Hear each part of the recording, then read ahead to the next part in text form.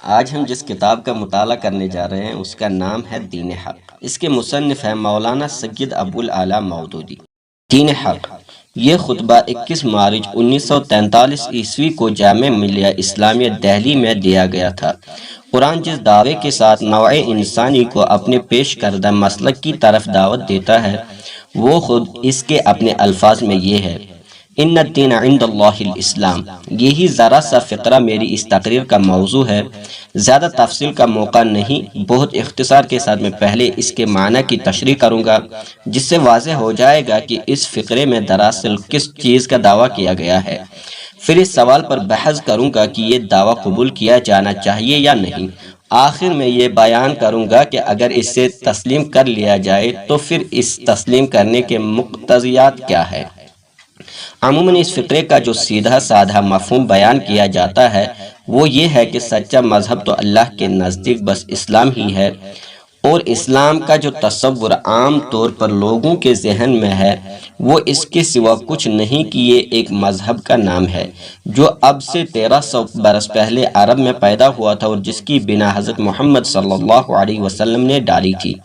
بنا ڈالی تھی کا لفظ میں قصداً اس لیے استعمال کر رہا ہوں کہ صرف غیر مسلم ہی نہیں بلکہ بکثرت مسلمان اور اچھے خاصے ذی علم مسلمان بھی حضرت محمد صلی اللہ علیہ وسلم کو بانی اسلام کہتے اور لکھتے ہیں۔ گویا ان کے نزدیک اسلام کی ابتدا حضرت صلی اللہ علیہ وسلم سے ہی ہوئی ہے اور آپ ہی اس کے بانی ہیں۔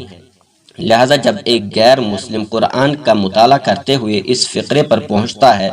تو وہ یہ گمان کر کے سرسری طور پر اس سے گزر جاتا ہے کہ جس طرح ہر مذہب صرف اپنے ہی برحق ہونے اور دوسرے مذہبوں کے باطل ہونے کا مدعی ہے، اسی طرح قرآن نے بھی اپنے پیش کردہ مذہب کے برحق ہونے کا دعویٰ کر دیا ہے، اور جب ایک مسلمان اس سے پڑھتا ہے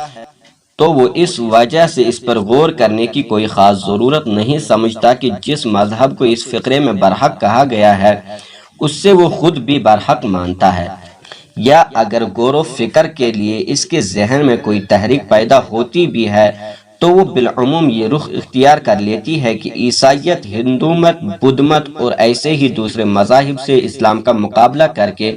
اس کی حقانیت ثابت کی جائے۔ لیکن در حقیقت قرآن میں یہ مقام ایسا ہے جس پر ایک سنجیدہ طالب علم کو ٹھہر کر بہت غور کرنا چاہیے، اس سے زیادہ غور کرنا چاہیے جتنا اب تک اس پر کیا گیا ہے۔ قرآن کے اس دعوے کو سمجھنے کے لیے سب سے پہلے الدین اور الاسلام کا مفہوم متعین کر لینا چاہیے۔